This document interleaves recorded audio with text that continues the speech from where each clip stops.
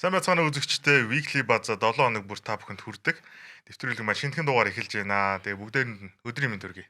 Өдрийн мэнд. За өдрийн мэнд хүргэе. За спортын сонь сайхантай ер нь бол ойр байгаа зү тэ. Бүр ойр явж байгаа л ирлээ дээ сая. За Ирмүнэ буцаад ирсэн байгаа. Тавтай баярлалаа. За баярлалаа. Тавтай морилоорой. Тэгээд Ирмүнэгийн угаасаа явсан ажлыг хэдүүлээ хойшоогоо ярих учраас шууд ярианд орё тэ. За тий. Бидний ярьдаг нөгөө хэрүүлийн нэг сэдв байдаг шүү дээ, хөл бөмбөгтэй холбоотой. Тэгээд дахиад жоохон нэг юм онцгой сэдвээр эхлэх гээд байна л та. Ээлж тоглолтууд явж байх хугацаанд шүүгч нар дотроосоо ер нь бол ажил хаялт зарласан байгаа. Тэгээд эндээс яг шүүгч нар ажил хаялт зарлаад 3 асуудлыг ер нь бол хүндсэн юм байлээ. Шүүгч нарын цалин хөлсийг цаг тухайд нь олгох. За хоёр дахь нь болохоор нийгмийн даатгалын төлбөрийг төлөхөө дутуу төлбөрүүдийг. Гуравт нь одоо хоцорсон бол ер нь бол алданх тооцож өгөөч гэдэг яг тиймэрхүү гурван шаардлагыг хөрвүүлээд ажил хаялт зарласан. Хэрвээ 10 сарын 21-ээс одоо өмнө шийдэж өгөхгүй бол тэрнээс хойшоо хөл бөмбөгийн холбоотой одоо холбогдлолтой ямар ч тэмцээний уралдаанд ер нь бол шүүгч нарын ажлыг хийхгүй гэсэн тийм мэдээлэл гарсан. Энэ талаар та хэдийн ер нь санал бодол. Тэ энэ дээр яг нэр бүхий одоо шүүгчнэр яг нэрийн дурдаад явах те шүүгчнэр ингээм өөртөө мэдээлэл гаргасан бүр зарим нь өөртөөхөө асуудлуудыг ч маш нийтнүүгөө бичсэн байлээ. Гэхдээ яг эхлээд энэ бол сошиал орчинд цацгдсан мэдээлэл те шүүгчнэр мэдээлж чинь дараагаар нь тэр мэдээллүүдэд зарим шүүгчнэр маань устгасан харагдсан. Тэрний цаанаас юу болсныг мэдэхгүй. За дээдлийн тоглолтууд 3 дахь төрлийн тоглолтууд байсан нь эхлээд явж байгаа шүүгчнэр яг энэ мэдээллийг гаргасны дараа шууд тоглолт зогсоогоод тэгээд лигийн тоглолт шууд ингээд энэ чинь нэг тодорхой цагтаа байгаа шүү дээ. Шууд тоглохгүй ингээд яг яагцсан шийдэгдэхгүй ингээд зогссон байх шиг байсан. Тэгээ эргээд ороод харсан чинь тоглолт нь хөрвүүлээ явчихсан. Тэгэхээр нэг тодорхой шийдэлд хүрсэн эсвэл шүүгчдэр нэг удаадаа энэ шийдвэрийг одоо нэг одоо сануулга өгч шүү дээ. Нэг юм зочроо өгөөд тэгэд үндсэндээ энэ зочроон дээрээс дараагийн асуудал эсвэл бүр хувц байдалд орно шүү гэдэг юм сануулга өгсөн бол би гэж хувьдаа харлаа.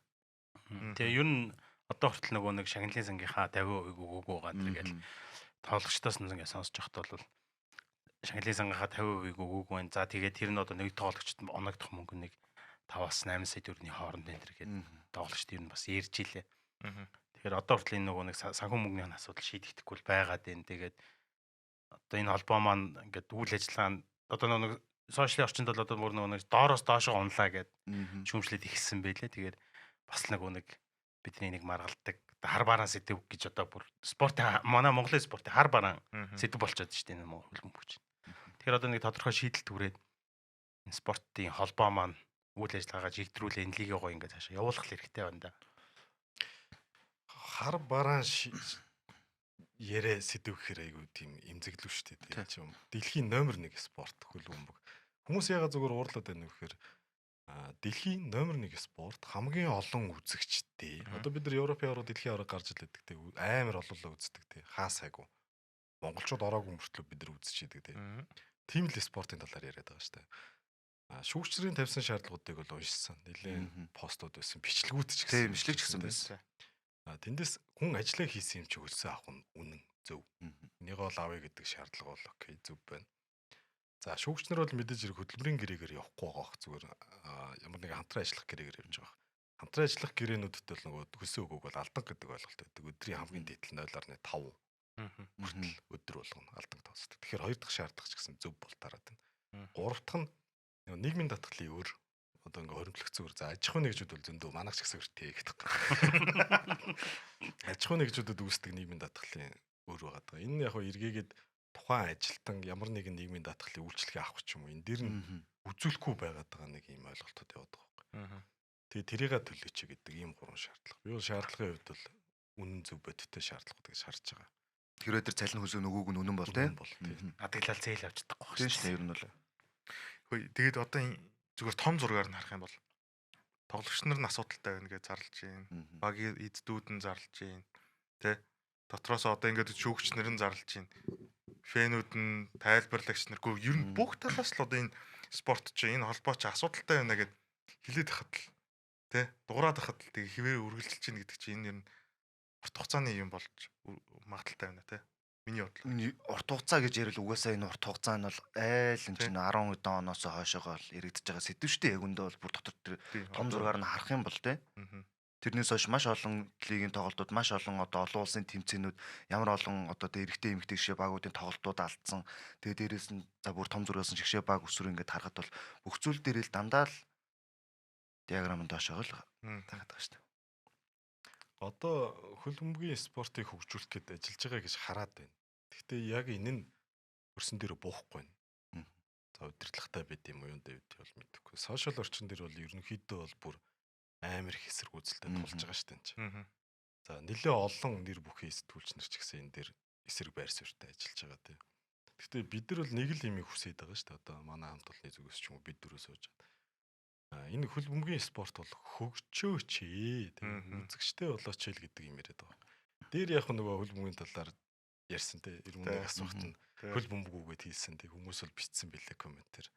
Бараг болоод байгаа юм шиг тийм. Болохгүй байгаа шүү дээ үнэндээ бол. Болоод байвал бид нар сайн сайхан нэг ярьж болж байна тийм. Том групп компани орж ирээд яаж хөгжүүлж чинь сагсны дээдлийг харлаа бид нар тийм. Үнэхээр сая өнгөрсөн амралтын өдөр дээр зүгээр улирлын 2 дахь тоглолт, 1 дахь тоглолт явж байхдаа ордон ямар их гоё хүнтэй байна. Тэнд ямар гоё орчин бүрдэгдсэн байна тийм. Үзэгчтэй болцсон байна. Экосистемийг бүрдүүлэх шаардлага. Одоо тэр нөгөө л ярьдаг улс төрөөс салгаач гэлгээл тийм. Энэ улс төрийн оролцоо ороод ирэхээр л ингээд юм болгоод ингээд энэ гэдэг асуудлыг угаасаа л үе үед ярьж байгаа. Тэгэхээр зөв нэг юм экосистем бүрдүүлээ. За яг үзэгч нь бай. Эхний ээлжинд ядч нэг те тоглогч нар нь дээдлэгтэй тоглолдог. За тэгээ тэрийгээ дагаад фэн бэс нь угаасаа л ингээл багаар шатаараа гоё болоод ирвэл хүмүүс очиж үзээд штеп чинь. Дэлхийн тэр том хөл бөмбөгийн лигүүдийг хүмүүс ингээд бид нар алгасахгүй тоглолтын алгасахгүй дэлхийн аврал нэрийг үздэгтэй яг л адилхан шүү. Хөл бөмбөг Монголын хөл бөмбөгийн дээдлэг гоё болоод эхлэв. Тэнд гоё өрсөлдөөн гараад гоё хоорондоо бий болоод одоо шинэ өрсөлдөөнүүд гараад эхлэх юм бол өсөөгүй хүмүүс очиж үздэг л болно шүү дээ ер нь. Одоо нэг ийм асуудал бол гараад байна шүү дээ. Тамирчид одоо багийн эзэд холбоо шүүгч гэл бүгд л ингээд байр суурь илэрхийлээд байна шүү дээ тий. Тэгэхээр одоо тамирчид юм ярихаар та нар бет тавьдаг үстэй гэж нэг юм ярьж явж байсан. Тий. Тэгээ шүүгчнэр нэг юм ярихаар та нар ингэдэг үстэй. Холбоо нэг юм ярихаар та нар ингэдэг үстэй гэлтэй. Багууд нь юм ярихаар та нар ингэдэг үстэй. Хүний муухай өөг хараад яриадаг үл өөнд дуусахгүй шүү дээ тий. Тэгэхээр тэр өнгөрсөн алдаа дутагдлаасаа сургамж аваад тий. Цаашдаа яах вэ гэдгийг л хараасаа л гэж хүсэж байна. Тэрнээс муухай юм яриадаг үл ингээд хүнийг муулгаал буруутгаал ингээд яриадаг үл дуусахгүй тэр яриа чи хизээж дуусахгүй. Тий. Өндөгнөөс ч гэсэн өө хавилгөө байдаг гэдэг байгаа шүү дээ тий. Тэгэхээр уршаагаа харж алхаад айгуугаа Монголын номер 1 дэлхийн номер 1 спорт Монголд яг номер 1 гэж болохгүй шүү дээ. Тийм шүү дээ. Тэгээ их өдрүүдэд бас үйл явдал яаж өрнөхийг харъя те. Гэхдээ яг тоглолтод үргэлжлэнэ гэдэг яг дээдлэг өөртөө мэдээлэл гаргацсан л байлээ л те. Тодорхой шалтгааны улмаас гэдэг нь бол угсаа энэ асуудал байсан. Тэгээд төр зогсон гэхдээ дараагийн тоглолтод явагдана гэдэг яг дээдлэгээс өөртөө аль биесээр мэдгэцсэн байлээ. Тий. Асуудал гарсан нь бол үнэн. Тэгээ одоо тэгэл ингээд шүүгчнэрийнхээ цалин өгөхгүй байгаа тэгвэл хэн шүүгч хий. Тийм шүү дээ. Шүүгчгүй тэгвэл хэн тоглох вэ? Тэгэл нөгөө шүүгчийн чанар ярих ямарч боломжгүй болчихж байгаа шүү дээ. Тийм шүү дээ. Одоо бид нар сагсан бөмбөгийн дээдлэг дээр өнгөрсөн жил чинь ингээд шүүгчийн асуудал ярьсан холбоо хүлээж авсан нь автсан ба шүү дээ. Одоо Европ дэлхийн Олимпийн аврал шүүгч ирчлээ. Одоо тийм шүүгчийн асуудал сая 2-7 хоног тоглож явчлаа. Шүүгчийн асуудалтай маргаан байхгүй шүү дээ. Үсэхгүй байгаа шүү дээ. Өнгөрсөн жил бол эхнээсээ үссэн шүү дээ. Одоо хөл бөмбөг цалингаа тавихгүй бол нөгөө нэг сонирхчин ч юм уу те арай жоохон зэрэглэл доошо шүүгчнэр шүүгээд эхлэхээр шүүгчийн маргаа үсэлгэлтэй шүү дээ. Тэгэхээр нөгөө дээрээ хөлөө болохгүй доороо гүдэл болохгүй гэж чинь ингээл асуудал үүсэт явна. Тэгэхээр одоо удирдлагыг авч байгаа хүмүүс маань өнгөрсөн хэрүүл биш уршаагаа хараад алхаасаа хин нэгний бити буруутгаж өө хайгаасаа системээ хараад ер нь яавал хөгжих үү гэдгээ хараад тэр хүмүүстэйгээ уулзаад нөгөө эвлэрлийн гэрээ эвлэрлийн тохиролцоо юм аягээд бүгд нэг эвлэрэл дээр тогтонгуудаа уршаагаа ядаж нэг улирлдээ яваад үзээсэй л гэж бодож байна. За энэ дүрээд хөл бөмбөгийн мэдээлэл ерөөдөө өндөрлөө. Монголчуудын нөгөө бас нэг одоо шинэхэн хэрүүлийн сэдв болоод байгаа бас нэг хэсэг байгаа шүү дээ. Монгол гэдэг те. Яг сайн явж байгаа. Гэхдээ хожигдохоор нь одоо нөгөө нэг бүлдэг нөхдүүд гарч ирээд байгаа шүү дээ. Гэхдээ тэр хүмүүсийг одоо өстой яалтаач хилээд. Тэр хүмүүс ч байгаа учраас л багууд нэг урам зориг авч байгаа байлгүй. Эсвэл энэ чинь бол зөвхөн Монгол биш ээ. Бүх даяараа л байгаа. Энэ бол энэ чинь угаасаа нөгөө нэг үзэгчтэй спорт учраас үзэгчд ямар байхыг бид нэр чинь угаасаа дэлхийд лигэрс хожигдоход яадаг үлээ те. Юу л үлээ л дээ. Бас нэг талаараа ингээ харангуут нэг боцоо тавьсан нөхдүүд илүү их шаардлагатай шүү. Тэр нөгөө нэг биттэй болж шууд холбоотой. Тий. Энэ бол юм. Тиймэрхүү зүйл ажиглагдаад. Гэтэ за энэ сэдв дээр би гэсэн нэг ярьчих зөө. монголчууд гэхдээ сошиал орчинд угаасаа юм уу гэдгийг би нэг юм дээр анзаарлаа. Бид нар өмнөх дугаар дээр ирсэн Netflix-ийн нөгөө physical 100 шүү дээ. За тэрний постн дээр заяа тэр чинь ингээд Азийн 8 орн байгаа шүү дээ. Австрал, Солонгос, Япон гэл маш олон хүнтэй юм орнууд байгаа шүү дээ. Тэднийх ингээд томчууд нь ингээд тэр зургийнхаа постэрч нөгөөд нэг 100 200 лайктай Монголын хэдэн лайк болсон. 20,000 лайк дарсан. 23,000 коммент бүр тэр юу вэ бүр Netflix-ийн пост. Тэг Netflix-ийн пост дээр Netflix-ийн өөр ямар ч пост тийм өндөр байхгүй зөө. За нэг байхан байгаа болтой. Гэхдээ тухайн өдөр бол тэг би орж харчаад манай монголчууд гэдэг сошиал орчныг үнэхээр сайн ашиглах юм. Ялангуяа энэ Facebook-ыг бол үнэхээр ашиглах. Тэнд магтж байгаа ч хүмүүс байна. Гөө монголч гэсэн гадаад хүмүүс байна л да яг. Тэгтэл монголчууд бол үнэхээр амар тийм. Энэ сошиал орчинд бол итгэвтэй байна гэдэг. Бусад багийнх нь нөгөө доор нь хүртэл багын виц. Тэгээ бусад багуудын доор нүрт бүл идсэн байгаа ч манайх Хүмүүс тэгцээ шүү дээ. Энэ Facebook дээр монголчууд л үлдсэн юм уу? баг нэрээ. Нөгөө нэг 3 сая 500 мянган хүнтэй гэсэн ч худлаа юм шүү гэдэг юм шиг яваад байгаа бох тийм. Тэр бүр амар юм дээ. Тэгээд ESL Pro League Season 22 дээр монголчууд яг хэдүүлээ өмнөх дугаар дээр ярихад 2-2-оор ер нь бол 2 хожигдсан байсан. Тэгээд Gamer Legend Gentlemates 2-ыг хожиж 2-2 болсон эдэж гисэн. Сүүлийн тоглолтын дээр 5 Навитай тоглолоо. Навид хожигдоод тэмцээнээ өндөрлөвсэй. Навитай хийсэн тэр тоглолт бол их яг хүнд тоглолт болсон л да. Өмнө Навитай энэ жил чинь 5 удаа тааж тоглохдоо 3 хожигдсон байсан. Тэгээд энэ 6 дахь тоглоод 3-3 болоод тэнцвүүлэх боломж байсан боловч бас тийм ч амар борцнууд биш гэдэг Нави харуулсан. Угаасаа ч Нави чинь дэлхийн топ чансны баг те.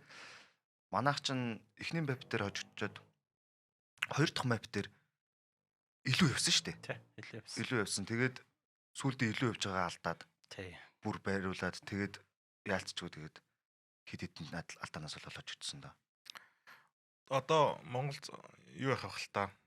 Мажороос өмнө бэлтгэл гарах байх л та. Одоо нэг тэмцээн байгаа шүү дээ. Тэ одоо эхлэж байгаа. Нөгөөдөр эхлэн тэ 10 сарын 15-нд эхлэн. Thunder Peak Thunder World Championship. Өмнө манайх чинь Thunder Peak төрүүлсэн өнгөрсөн жилийн авраг байна. Одоо аврагаа хамгаалж оролцож байгаа. Яг хүмүүс бүлэдэл ингээд яг тэр хүмүүс ч угаасаа засархъя. 100 хүн байлаа гэхэд тэрний зууланд нь таалагдах албач байхгүй шүү дээ. Ер нь юу ч вэ? Одоо энэ ус жишээ нь ингээд байж хахад 100 хүн уулаа гэхэд 100 уулаа гоё юм байна гэж хэлэхгүй шүү дээ. Дэлхий чи хоёр талтай гэж. Яг энэ хожигдол Монголд багт юм авчирч байгаа. Одоо залууч шүү дээ 21 настай дундаж насантай энэ топ зэрэглэлийн тамирчдын дундаж насны хувьд бол хамаагүй залуу тамирчид байж байгаа шүү дээ. Тэгэхээр юун дээр юу авах уу, өгөх үү, юун дээр юу сургалцах уу гэдэг бол маш сайн ойлгож байгаа. Тик 2-оос бол эргэж ирсэн 2 хайцсан. Гэтэл манайхыг хамгийн ихний шатанд хоцсон багч 1-3 амжилттай тэнцэн өндөрлүүлж байгаа шүү дээ. Тэн дээр бол манай монголчууд нилээ бахан анжилээ. Тэр дасгалжуулагч нь хүртэл юу гэж бичсэн байлээ дээ. Бараг л эдгэр чи юу гэдэг дэлхийн номер 1 байд юм бид ухааны юм ярьж хаад зүгрүүлээд манайхыг тэгж очичоод 3 дараалж хожигдсон мултарч хагаад топ зэрэглэлийн баг те Тик 2-оос 2-2 болоод плей-оффын хэрхэн төлөө өрсөлж илээ шүү дээ. Тэгээд дараагийн тэмцээн болохоор түр хэлсэн Thunder Peak World Championship байгаа. Магадгүй энэ тэмцээний дараа бэлтгэлтэй гараад эхэлчих байхаа.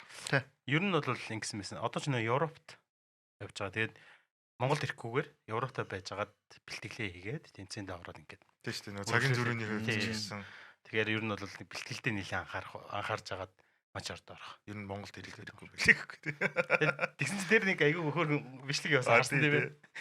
Нэг Монголцын савж байгаа бичлэг. Тэр гоё шүү. Тэр чинь нэг Donk хин хоёр Синзогийн хоёр DJ хийсэн нөө. Donk тэр дээр савж байгаа зү. Манай энжиний явсан. Энжиний савж байна. Тэр ихтэй утгыг ойлгосноо тэр бичлэгээ. Гэхдээ ямар утгатай байсан. Би бол яг зүгээр айгүй гоё хөнгөн хүлээж авсан. Би болохоор яг зүгээр би эсвэл гүн авцсан юм болоо.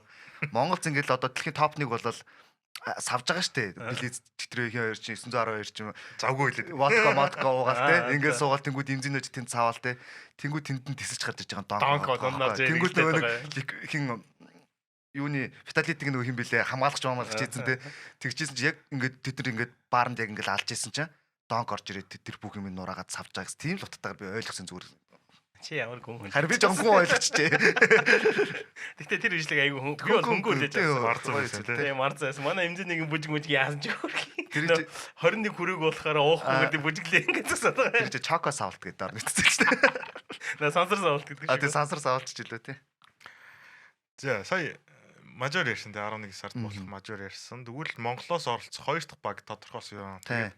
Ер нь бол Монгол 10 тамирчин мажорт тоглохоор шүү дээ. Тэрүүгээр манайх чинь яг монголчуудаараа манайх 6 ч гисчихсэн үү? Орныхоо тоогоор. Тийм байсан баха нэг. Тий. Яг Монгол нийт оролцож байгаа тамирчнараа 6 гэсэн. Эхнийхт нь Барзил явж явах шиг байсан. Тэр Бразилийн тоглогч нар ямар Барзил ямар олуулаа юм бэ? Энд тэнд очиод бөөнөр байд юм аа. Тэгээ Орос их байсан. Тэгээ Монгол яг Монгол тоглогчдор бол аруулаа гээд 6-т явчихлаа. 200 гаруй сая хүн амтай шүү дээ. За тэгэхээр харахгүй. E-спортын тоглоомын газар байгаа шүү дээ. За тэгээд энэ хөнс багч. Юу нэ? Хөнс гэдэг байгаа шүү дээ. Хаанс гэх юм уу хүнс гэх юм уу мэдэхгүй. За тэгээд дундуур л явчих те. Энэ Монголоос мажорт оролцож 3 дахь баг гэдгээрээ онцлогтой. Тэгээ өөртөөхөө стикерүүдийг 3 тамирчин 2 дахь стикерээ гаргаж байгаа бох те. Тэгээд нэг 2 тамирчин анхны стикерээ гаргаж байгаа гэдгээрээ онцлог. Тэгэхээр энэ мажор гэдэлхий аврагт Монголоос жил болгон баг 2 баг оролцоод 2 дахь оролцож байна. Өнгөрсөн жил ч ямар уу Чингис Вараас оролцож исэн. Тий. Тэгэхээр бас Монголын бас энэ CS-ийн E-спортын e-спортын хөгжлөөс ингээд дэлхийн аврагт ингээд өөртөө эрхээ аваад оролж ийн гэдэг чинь бас ямар хөгжилтэй явж байгаа гэдгийг л харуулж байна да. хөгжилтэйгээр ямар хөгжил? Хөгжил төвшилтэй. Not funny. Тий. За. Сүүлийн жилүүдэд бидний дунд бас шинээр одоо сонирхогч олонтоо болж байгаа нэг спортын төрөл бол яалтчгүй кроссфитийн төрөл байгаа. 2-3 спортын холимог те хөнгө атлетик, хөндийн өргөлт тэгэл одоо кардио дасгалууд гэдэг юм уу. Тэгээд саяхнаас сая хэдэн жилийн өмнө лээ холбоо байгуулагдсан. Тий, Монголын functional fitness-ийн холбоо гэх. Тий, холбоо байгуулагдаад тэгээд сая 9 хүний бүрэлдэхүүнтэй 9 тамирчны бүрэлдэхүүнтэй Азийн аваргад одоо тэмцээнд явсан байгаа. Араб руу. За тэгээд тэмцээнд явахдаа манайхан болохоор холимог төрөл эрэгтэй эмэгтэй эсвэл эрэгтэй хоёр эрэгтэй ч гэдэг юм уу яг тийм багийн төрөлд явсан. Тэдгээр тамирчдаас Оюнбат Баасан дулам гэсэн эрэгтэй эмэгтэй хоёр тамирчин байна. Азийн аваргад төрүүлсэн байна. Орсон төрөлтөд төрүүлсэн байна. Ер нь бол шин түүх бичиж байна. Тэгэхээр баяр хүргэе те. Тэгээ энэ талаар бас гоё мэдээлэл хүргээч. За functional fitness одоо сая холимог гэж яриад байгаа тийм. Ер нь бол ганц хоёр ч спорт биш. Энэ яг нөгөө кроссфитийн том тэмцээнүүд их олон төрөлтэй явдаг. За яг үндсэн төрөл нөгөө weight lifting буюу өргөлт. Одоо жингийн өргөлт. Тэгэл гимнастик, хөнгөн атлетик хосссон. За тэгээд кардио. За тэгээд дээрэс нь metabolism condition буюу metacon гэж нэрлэдэг байгаа. За ингээд ерөнхийдөө нэг 5-аас нэг юм дасгалын гүйцэтгэлэн дотроо 5-аас 6 төрөл байгаа. За тэгээд энэ functional movement-ын дээргээд бас төрлөд орж ирдэг. За тэрний нэг бүр усан сэлтмэлт хүртэл хаяа явждаг. Кардио төрөл хүртэл ингээд ороо явждаг. Тэгэхээр олон төрлийн юм цогц хөдөлгөөнүүдийг элементүүдийг гүйцэтгэдэг. За тэгээд дээрэс нь маш их өндөр эрчимтэй. Одоо нэг 3-3-ыг бид нэг өндөр хэмнэлттэй нэг тийм хотын соёл нийцсэн спорт гэдэг бол бас яг энэтэй адилхан functional fitness бол зүгээр нэг фитнесийн дасгалууд хийхээс илүүтэйгээр ганц зүгээр фитнесийн дасгалууд бидний зүгээр энгийн хөдөлгөөнүүд functional movement-ууд ингээд бидний эрчтэй хөдөлгөөнүүдийг хүртэл ингээд нэгтгээд юм дасгал болгоцсон юм цогц юм. Одоо CrossFit-ийн хүмүүс ойлгохдоо одоо тэгж ойлгох хэрэгтэй. Ер нь бол ганц юу одоо фитнес ч биш, гимнастик, хөнгөн атлетик за ингээд олон төрлийн усан сэлтмэлт нэр ингээд ийм олон төрлийн одоо дасгалуудыг хийж гүйцэтгэдэг спорт гэдэг. За яг энэ хүү спортыг хөгжүүлж байгаа юм бол манай Rocky буюу Дорц юм байна. Тэгээ марлаа ихнэр марлаа. За өөрөө өмнө бас Филиппинд CrossFit-ийн чиглэлээр бэлтгэл сургууль хийдэг, тэмцээн уралдаанд ордог байсан. За тэгээд эрийг Монголдо ирээд хөгжүүлэх гэдэг зорилгоор Ган спорт центрээр дээр CrossFit-ийн залыг санал тавиад нээгээд CrossFit гэдэг спортыг бас таниулах. За тэрнтэй холбогдсон нөгөө functional fitness-ийн холбоог өөрөө байгуулад тэргүүлэгчээр надад ажиллаж байгаа. Ийм залуу байгаа. Одоо бид нар бол амьд манад ярилцлага өгч ирсэн. Бид нар бас ярилцлагын өмнө авч ирсэн тийм ээ. Тэгэхээр энэ спорт өөрөө одоо бас ингээд хүмүүс мэддэг болоод хүмүүс аюу хөргөн хичээлдэг болоод ирсэн. За тэр хэмжээгээр ингээд бас томоохон тэмцээн уралдаанууд ороод эхэлж байна. Өмнө нь бол одоо юу гэдэг нь Rocky Marley голчилж тэмцээн уралдаанууд явдаг байсан бол одоо өөртөөх нь биелэж гаргаж ирсэн шавнар нь ингээд тэмцээн уралдаанд ороод явж байна. За мөн бас өөртөө гаргаж ирсэн шавнар нь багууд дээр бас маш их ажиллаж байгаа. Энэ нөгөө нэг багийн системд багийн нөгөө хүчний дасгалжуулагчаар бас нэлээд нэг өөрсдийнх нь шавнар нь одоо лигийн багууд те. Лигийн багууд одоо профешнл лигүүд дээр гэсэн үг те. Тэгэхээр ер нь бол энэ спорт өөрөө их олон чиглэлд хөгжиж байна. Одоо мэрэгжлийн спортууд хүртэл яг энэ CrossFit гэдэг зүйл одоо бүр яг ороод өөрхний хүчний бэлтгэлийн нэг хэсэг болоо явцсан. Тэгэхээр одоо энэ спорт бас л гоё юм экосистемийг бий болгоод хөгжиж байна. Тэгээ үнэхээр харахад бол гоё байна. Одоо Азийн том тэмцээнд оролцоод багийн төрлөөр тэргүүн бэлэн гэдэг бол Үзэхэд аягүй сонирхолтой. Тийм Энэ биш. бол аягүй олон төрлөөр явдаг. Тэгээд Монголд болохдоо ганцаарчлсан болон багийн төрөл гэж явдаг. Тэгээ улсын аваргуудыг яг очиад үзэх юм бол бүр үнэхээр сонирхолтой. Би бас надад яг бодож ирсэн нөгөө хүн спортоор сонирхохын тулд бас харахад их гоё сонирхолтой байж болдог шүү дээ. Сонирхолтой байдаг шүү дээ. Тэгэхээр бас энэ Монголд тэмцээнүүдийн шууд амжуулт юмнууд нь болоод хүмүүст яг ойлгомжтойгоор ийм төрлүүд нь ингэж явж байна, ийм төрлүүд ингэ явж байна гэд яаж ч бас үнэхээр сонирхолтой юм байлээ. Хүмүүс үнэхээр бас яаж хичээж өрсөлдөж байгаа нь харагддаг юм байлээ шүү дээ. Тэгээ зөвхөн тэмцээн оролтон гэхээс илүү нөгөө яг л нөгөө одоо бассейн, фитнес гэдэг шиг амьдралын нөгөө нэг юм хэмнэлд орцсон. Тэгэхээр хүмүүс одоо жишээ нь юу гэдэг кроссфитийн эхний анги чинь те 6 маргаас эхэлдэг. өглөө 6 цагаас эхэлдэг. Тэгэхээр чи юу вэ? 5 цагт босоод яг тасалтаа очих юм бол чи нөгөө ангир хичээлж байгаа. Хоцрох юм бол дараагийн ангид орж ингэж цаг алдахгүй гэхээр өөрийнхөө ангид очихын тулд заавал өглөө босох хэрэгтэй. Тэгэхээр л яг л амьдралын хэм маягт ингээл эргэн нөлөө үзүүлж Хотын соёлд нийцсэн гэдэг Яг шүү хотын дээ. соёл нийцсэн гэж яриад байгаа. Кроссфитийн төрөл бол ингээд олон төрлийн ач холбогдол байгаа тийм хөнгө атлетик тэгэл нөгөө хөндийг өргөлтч гэдэг юм уу тийм. Рокогийн хувьд ч гэсэн ганцхан кроссфитер бол хичээлдэг юм билээ. Хөндийг өргөлтөөр давхар хичээлдэг, хослуулж явдаг. Рокогийн тэр артлын ган дээр байхад тийм артлын нурууныхан тэр загсан болчмол тийм хизээш нуруу өвтгөргөө хүн билээ. Одоо ингээд суугаа ажилтаа тийм бид нар ч юм ингээд суугаа ажилтаа маш олон хүмүүс байдаг тийм. Дандаа нурууны асуудалтай болчихсон. Тэгээ нурууны асуудалтай болчхоор нөгөө загсан булчингаа хөгжүүл гэдэг. Тэгээд одоо сүүлийн үед бол энэ кроссфитийг хичээлж байгаа хүмүүс их байна. Заавал мэрэгжлийн тамирчин болохоос илүү тийм амьдралын зөв хэв маягтай эрүүл байхын тулд маш олон хичээллээд байгаа нэг айгуу тийм аавштай гоё санагдаж байна. 4-5 3 ч гэсэн хэлсэн шүү дээ. Үзэхэд бас сонирхолтой байна. Спорт ч өөрөө төрлөө. Хичээлэхэд хүртэл хүний эрүүл мэндэд маш тустай. Нурууны тэр нөгөө загсан булчингууд хөгжөөд ирэхээр нуруунд шууд ачаал өгөхгүй. Одоо энэ суугаа ажилтаа хүмүүст хэрэгтэй. Тэгэхээр сүүлийн үед хөгжөөд байгаа спортуудад дундаа хүнийг эрүүл байлгахтай заавал мэрэгжлийн тамирчин болох албатай биш хүн болгон. Гэхдээ эрүүл чирэг байх үүднээс энэ усан цэлэлт энэ кроссфитийн төрлүүд энэ хөнгөний төрлүүд ч юм уу айгуу тийм ирч авч байна. Олон улстай ч гэсэн зарим нэгэн спортын төрлүүд олимпиас хасагдж байгаа бол зарим нэгэн спортын төрлүүд нэмэгдэж байгаа нь ингээд цаг үетэйгээ уялдаад байгаа. Тэгж харж байна. Кроссфит гэхээр бас хүмүүс ойлгоод байна одоо тийм. Тэгэхээр мэдээллүүдийг хүртэл кроссфитийн холбоо маань маш гоё гаргаж ирж байна. Олон улсын тэмцээндээ бас гоё өрсөлдөд явж байна. Тэгэхээр амжилт хүсье. Кроссфитийнхаа мундаг байна. Энэ ганц амжилт гаргахын төлөө биш хүний эрүүл мэндэд тустай ийм спорт учраас хүн болгоо айгуу гоё хичээллэрээ ялангуяа энэ суугаа ажилттай хүмүүс айгуу гоё хичээл. Амьдралын нэг хэм маяг болоод байна. Болж байгаа тэмцээнийг нэг сонирхоод үзээрэй. Тэгээд айгуу олон клубуд байгаа. Улаанбаатар хот. Тэгэхээр яг нэг ч гэсэн удаа бас сонирхоод үзээрэй. Маш сонирхолтой гоё спортын төрөл байгаа шүү. Ийм спорт запад татаад газрууд дэснээс кроссфит гэдээ хайгаарай гэж. Тийм ээ. За өнгөрсөн дугаараа нэг доор төгсгөл дээр нэг комент байсан л та нар зөвхөн сагсаа яриач гээд. Хэдэл одоо яг сагсаал яриа да тий. Даама яриа л та. Даама бас ярмаар л Тийм шүү дээ. За харин монголчуудын дараагийн нэгэн амжилт гаргасан спортын төрөл бол бодибилдинг байна. За би энэ дээрээс нэг та бүхэн мэдээлэл өгье. Баатара гэж Монголын мистер байгаа тий. Баатара маань Нямар агчаа нар одоо AGP Pro Qualifier тэмцээнд шагналт байранд шалгарсан байна. Солонгост болсон тэмцээн юм байна. Баатарагийн хувьд болохоор яг хүнд чинь буюу 90-тэй шагналт төр. Нямар агчаагийн хувьд болохоор Classic Physics англиад ерөнхийдөө хоёулаа 4-р байранд шалгарсан юм байна. Тэгэхээр бас яг л нөгөө нэг салбарын тамирчид олон улсын тэмцээнүүдэд орж ийн ерөнхийдөө ингээд яг амжилт үзүүлэл явж байна да. Бодибилдингийн төрлүүд ингээд мэдээ оруулахаар анзаарэгддэг юмнууд эн чин тэр холбооных, эн чин тэр холбооных, эн чин эннийх тэрнийх гэж дотроо бас их олон салаад идэв юм билээ.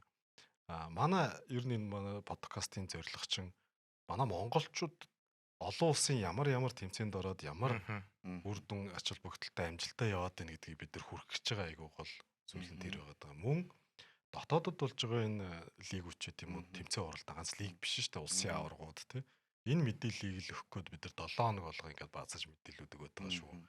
Ер нь бол маш олон мэдээллүүд явж байгаа. Тэр дундаас бид нар хамгийн гол гэсэн онцлогтой нэвтрүүлэг маань хугацаатай тий. Нэг цагийн хугацаанд онцлох мэдээллүүдийг өгж байгаа. Бусад мэдээллүүдийг та бүхэн манай вебсайтаас, аппаас, пэйжээс ч юм уу аваад яваарай. Дэлгэрэнгүй. Цаг тухайд нь тий. За дараагийн их гоё мэдээ байна. Даам. Оюуны спорт. Манай монголчууд ч оюуны одоо тархины потенциалтай. Тэрүүгээр дэлхийд ихний 4 5-т байнга л ер нь дээгүүр ордог. Заримдаа 1 2-т ч харагдаж байдаг. За оюун ухааны спорт дундаа нэг ой тогтоолтынхоор бол одоо дэлхийн баг бүхэл төрөлд нь ороод амжилттай. төрөлд нь рекордуудыг бүр рекорд эзэмшиж. Дэлхийн рекорд эзэмшиж эхэлсэн шүү дээ. За сүүлийн үед бол даам болон шатраар хичээлж байгаа хүүхдүүдийн том маш их болсон.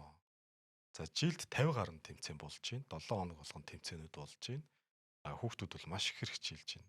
Тэгэхээр манай монголчуудын ер нь бол амжилт гаргаж байгаа бас нэг төрөл бол оюуны спорт мөн. За ихэр дамжт. Одоо бид нар оюун ухааны юм дээр хоёр ихэр тамирчтай гэдэг тийм мөхшөр ихшөр хоёр тийм. Ихэр гавьяат хоёлаа олон улсын хэмжээний мастер бүр ингээд гейс байхгүй нилээ олон амжилт. Тэгсэн чинь дааман дээр бас ихэр тамирчид гараад ирлээ. БМ өвчин, ануужнаар дэлхийн аварчлуулах тэмцээнд бол хоёулаа ихний 10-т багцсан юм ийм. Энэ түүхэндээ өөрөө анх удаа Монголын тамирчид дэлхийн аврах шалралт тэмцээн гэдэг чинь амар том тэмцээн шүү дээ. Эхний 10-т багтна гэдэг чинь өөрөө маш том амжилт, өмнө нь амжилт үзүүлсэн. Хамгийн ихтэй манайх чинь 11 2 3 гэж хойшоо биччихсэн бол 10 бүр дотроо орсон юм амжилт үзүүлсэн өөрөө маш том амжилт болсон байгаа. Манай хоёр их мөнхч анууч хоёрын хувьд бол өмнө Ази авраг болж исэн. Тэгэхээр бас яг Ази авраг болж байхдаа ер нь дэлхийд бас өрсөлдөг. Аз ч бас өөрөө дотроо том шүү дээ. Хятад мэтдгээд айгүй том өрсөлдөж. Энэ хятад гэдэг хоёр том одоо тэр хоёр төлөөлөл чинь дэлхийн топууд те. Тэр хоёр төлөөлөлтөд өрсөлдөд Ази авраг болоод энэ удаагийн өнгөрсөн дэлхийн авраг сая болсон дэлхийн авраг тэр ингэж ихний 10-т багтана гэдэг чинь бас залуу хоёр хөөрхөн жоохон хөвчтэй нэр чинь. Тэгэхээр бас ямар чансаатай чадвартай байгаа нь харагдаж байна. Энэ хоёрт бас баяр үргэ те. Одоо ингээд спортын төрөл болгоноор та нар анзаардгүй. За сакс гээл тэгэхээр Шинэ Зеланд одоо Австрали хоёр Азийн бүсд орсон юм шиг гэдэг. Шатар дээр Орос манай Азийн бүсд байгаа шүү бараг. Сүүлд Азийн авраг дээр Орос орсон явж байсан. Тэгээд энэ спортын төрөл болгоноор холбоо болгоноор ингээд бүсчлэлүүд нь өөр яваад байгаа шүү. Тэгэхээр манай Азийн бүс чинь Орос байгаад энэтхэг байгаад Хятад байх юм бол ер нь бол дэлхийн авраг дайны чанасаа өндөр болдог. Гэхдээ том тамирчид биш үү шатрын одоо энэ дэлхийн аврагч юм уу том тамирчид тэр тэмцээнүүдийг өнждөг. Тэд нар чинь нөгөө дэлхийн авраг болон том мастеруудын тэмцээнүүд дээр орж идэг. Нөгөө 2 дугаар шигшээ 3 дугаар шигшээ гэж ярьдаг шиг. Одоо жудо ч гэсэн тийм биз дээ. Японы жудогийн 1-р баг ч юм бол том тэмцээнд бол орж идэг тий. 2 дугаар баг нь бусад гран при тэмцээнүүдэд ордог та. Ер нь хичээлдэг шүү дээ. Тэгэхээр энэ бүсчлэлээр нэг гоё контентийг бол гоё юм биш үү? Удахгүй гоё мэдээлэл үргээ. Яг за саксаар бол бид нар маш сайн мэдээд байна тий. Шинэ Зеланд, Австрали хоёр Азийн бүс тоглоод байна тий. Гуам гэдэг одоо ер нь бол Америк Гуам тий. арлын орн шүү дээ. 70 орнууд. 70 орнууд нь болохоор Аз руу орчод байна. Хөл бөмбөг дээр бас нэг өөр юмнууд яваад байна. Бүсчлүүд нь өөр. Тэгэхээр энэ бүсчлийн мэдээллүүдийг бас хүмүүстэй гоё хүргэе. За. Бидний ярианы нэвтрүүлэг болгоны баг ихэнх талыг нь авдаг сэдвч. Яалч одоо сакс бөглөлтөө үгээс уйлралж эхэлчлээ. 7 хоногт айгүй олон тоглолтууд ч болж байна. Хэдүүлээ ер нь бол яг нэг дугаар дээр бүх тоглолтыг ярина гэвэл угаас боломжгүй л те. Тэг онцлог сонирхолтой тоглолт. Тэгэхээр хэдүүлээ яг тоглолтуудыг ярихдаа бид нар нэг тийм амар анализ хийгээд үе шинжилгээ бол хийхгүй. Ер нь эргэн тойронд нь юу болоод тэр тухайн тоглолтод бас юу яж гиснаа сэтгэлдээ хэлээд явчихна. 4 аналист гэж бичсэн байгаас амар имзэгсэн. Бид нар бол аналист биш ээ, гоё спортын төлөө мэдээлэл те үзэгч. Тэгээд үзэгчийн хувьд юу мэдрэгцэн спортын эргэн тойронд юу болоод байгаа мэдээллүүдийг л хүргэж байгаа шүү. Тийм шүү. Та нар сагсаал яриг шүү дээ. Одоо сагсаал ярив. За багуудын шинээр яг албан ёсоор зарлагдсан тоглогч нараас хэдүүлээ ярилцаад явъя. SJX багт Саруул Эрдэнэ албан ёсоор нэгдсэн. Тэр нэгдсэн мэдээлэл маань одоо Эвс болон метал багуудын тоглолтын өмнөхөн зарлагдсан тийм. Тэр өдрөө 2 цагийн өмнө зарлагдаад шууд тохсон тийм. Тийм билээ. За шууд энэ шилжилтээс бас яг тэр тоглолтоос нь хавлаад яриа явчих хэдүүлээ. Тоглолтоо үзсэн үү? Үзэлгүй яах вэ? Өнгөрсөн жилийн сүүлийн 2 семифинал шүү дээ. 2 үлрэлийн семифинал. Багууд өөрөөсөө амар өндөр ач холбогдол гэж орж ирж байгаа. Тэп бол амар өндөр. Ялангуяа SGFs 2 удаа хожигдсон. Сүүлийн жил 3 тгээс хожигдсон учраас энэ бол нэлийн том мэдэгдлийн хариу авах тоглолт байсан байна. За нэгт тэр шалтгаан байгаа. Хоёрд эн чинь мэдээж плей-оффын бүсийн дээшээ өрсөлдөж байгаа Чансаатай багуудтай Чансаатай.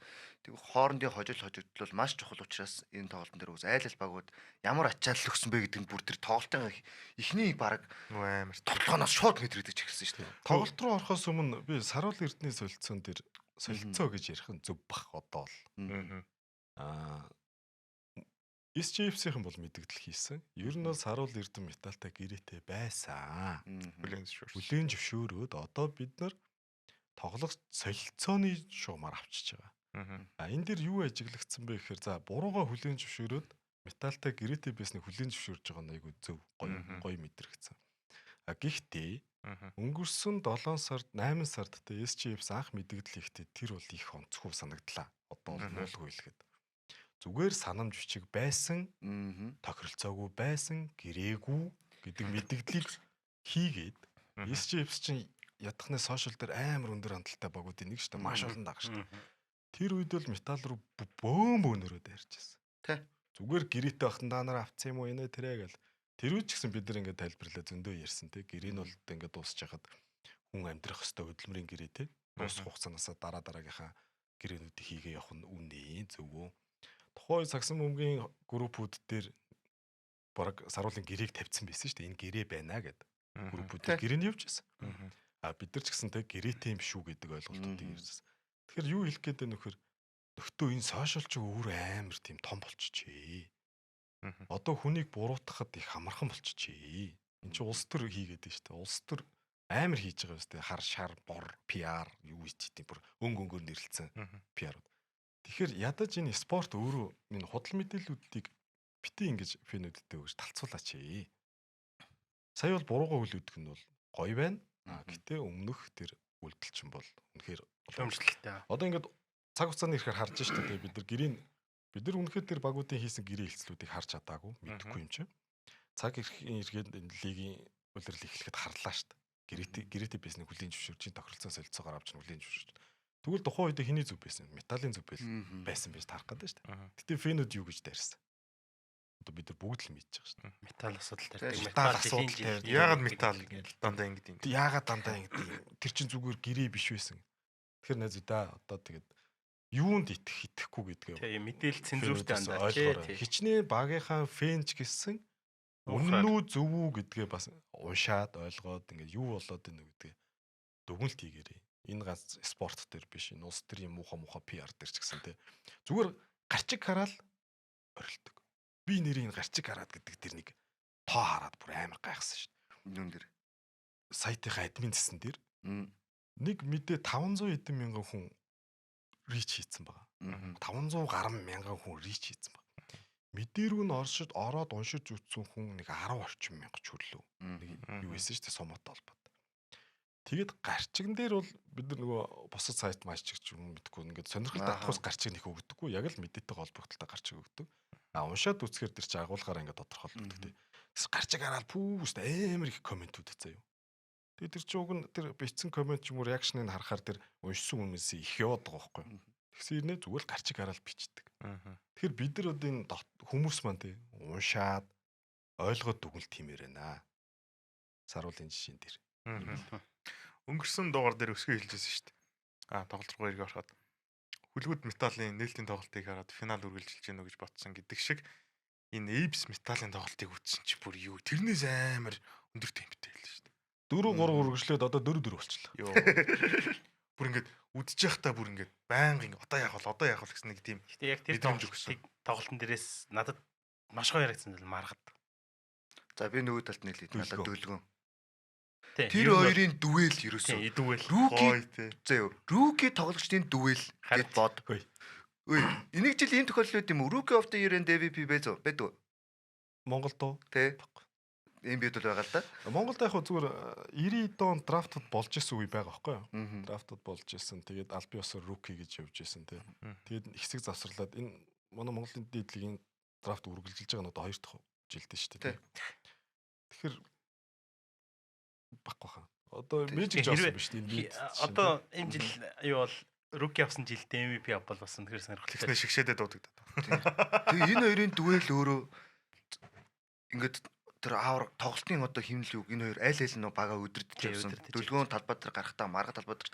За тэр дээрээс нь энэ хоёрын дүгэл гэж хэлж байгаа нь өөдөөс нь хэсэр давтлаа, хамгаалаа, блоклоо, өөдөөс нь хийлээ. Ёо тэр хоёр. Ер нь матч апууд гоё юу лээ. Тий. Тэгэхээр нөгөө сошиал дээр хүртэл дараагийн одоо санчир бэлгүүн гэж бэлгүү хоёрын дүгэл одоо энд явж гинэ гэдэг. Ирээдүйн санчир бэлгүү хоёр явж гинэ гэл. Тэгээд Apes-ийн бүрэлдэхүүнийг харахад ер нь бол удирдлагынгаа харах ч юм ихтэй байлээ, ярих ч юм ихтэй, металл ч гэсэн те өршөлтөөнд хിവэрэ бид нар байгаа шүү гэдгийг ч гэсэн яг харуулсан. Тиймэрхүү тоглолт. За энэний араас ярилцах тоглогч маань болохоор инх байсгалан албан ёсоор бас Miners багтаага нэгцээ. Эхний тоглолтод оролцлоо. Эхний тоглолт. Тэр нээлтийн юуг нь бичлэгийг нэзсэн үү? Тий. Яг трийг сошиал дээр юу зарласан болгоод бичлэгээс шүү дээ. зарласан бичлэг. Тэрийг үзчихэд яг нэг тийм надаа нэг тийм яг олон улсын нэг профешнл лигнүүд нэг байж за NBA ирж шавлт те нэг юм тоглож молгочоо зарлахтаа нэг гой зарлагдсан шүү дээ. Яг тэр шиг надад гой санагдсан. Тэр гоё бичлэг байсан те. Баясагийн хувьд те инх Баясгалангийн хувьд бол Miners болон Metal багууд биш ээ. Тийм Metal багууд хоорондоо тохиролцлоо. Өнөөдөр буюу нэгд өдөр те Metal албан ёсоор Баясагийн багаас явж байгаа мэдгдлийг хийлээ. Өчигдөр бол Miners мэдгдлийгээд бүтэн өдөр тоглолтод оролцсон бол Metal дөнгөж нэгд өдөр сая өнөөдөр гэсэн бичлэг маань 2 дахь өдөр гарна. 25-26 оны үйлрэл бол инх Баясгалан бол багтаага гэрээтэй байсан. Тэгээд тоглогчийнхоо хүсэлтийг тоглогч өөрөө Miners тоглоё гэдэг хүсэлтээ өгсөн юм байна. Тэгээ Miners нэгдэж байгаа юм байна. Ер нь бол үйл ойлголцлыг удаахгүйгээр үйлрэл хийхэд бол Саруул Эрдэнэ инх Баясгалан гэдэг хоёр тоглогч бол багуудтай нэгдсэн тал айгу баяртай. Металл гэсэн гоё өнөөдрийн тэр нөгөө нэг албан ёсоор ингээд Omni Miners нэг жан зарласан постэр дээр бол их гоё бичсэн билээ. Энд байгаа хугацаанд хийсэн бүхэнд чинь баярлаа. Тэгээд үнэхээр ингээд тамирчны шийдвэрийг хүндэтгэж чинь. Тийм учраас ингээд баг руу явуулаа. Тэгээд цаашдаа авраг авч улам гэлцаарэ гэсэн юмраа агуулгатай. Буйтайх юм болсон ч гэсэндээ бас их гоё сэтгэл төрсөн. Жижүүрийн үг биш яг ийм сэтгэл харагдлаа шүү дээ. Тэрнээс өдөө онд хитэн баярлаа гэж байгаа те. За SJFs бишрэлт Metal баг бол улирлын нээлтийн тоглолтуудаа хийцэн байсан. Metal 2 тоглолцсон байсан. Apes бол 1 тоглолцсон байсан. За Metal Apes 2-ын семифинал үргэлжилж чинь гээд ер нь за SJFs багийг бол бүрэлдэхүүнийг харахаар улирлыг тэргүүлнэ гэж байгаа бүрэлдэхүүнтэй баг. Тэг хүмүүс нэг тийм харцтай байгаа баг. За тийм учраас ч гэсэн Metal-ыг ихний тоглолтын дээр хожиж гарч ирсэн. За амралтын өдрүүдээр Эрдэнэт Miners SJFs багийн тулаа эхэллээ. За эхний үедэр төсөөлөг эхлэлийг тавьсан. Miners-ийн хамгаалт үнэхээр супер үлээ. 21-7 21-5 гэдэг ерөөсө 12 доноогоор явсараад эхний хагас ердөө 23 хон алдсан. Эхний хагас 23-44-оор дууссан. 20 оны зөрүүтэй. Довтлогооны сонголт SJFs зөндөө байгаа штэ. Бүр маш олон байгаа. Довтлогоо өндөртэй баг ердөө 23 хон авч яах эхний хагаст. Гэхдээ 3 дугаар үе эхлэхэд бол SJFs орж ирнэ гэдгийг бол ойлгомжтой. Тэр баг бол ингээл 20-30 оноогоор хожигдоод тах төвшний баг бол биш шүү дээ. Орж ирсэн. 10 оноо орж ирсэн. 10 оноо бүр дараалж авсан. 43 23-аас 44 33 болтол орж ирсэн. За тэгээд ер нь бол онооны 0-10-аас 20 говьсороод бассан. За энэ тоглолтын дээр SJFs багаас дөлгөөн дахиад л 20 оноо. 20 оноо 12 сабар 3 хаалт. Үнэхээр тэнтэл яон бий. SJFs баг дээр бид нар улирлын өмнөх бүрэлдэхүүн дээр нь ярьжсэн те. Нөгөө Phoenix Suns-тай харьцуулаад би нэг ярьжсэн. Маш олон ур чадвартай тоглогч нар авцарсан. Одоо яаж тоглуулах нь коуч Бразил коуч те. Бразил коучийн асуудал гэж ярьжсэн.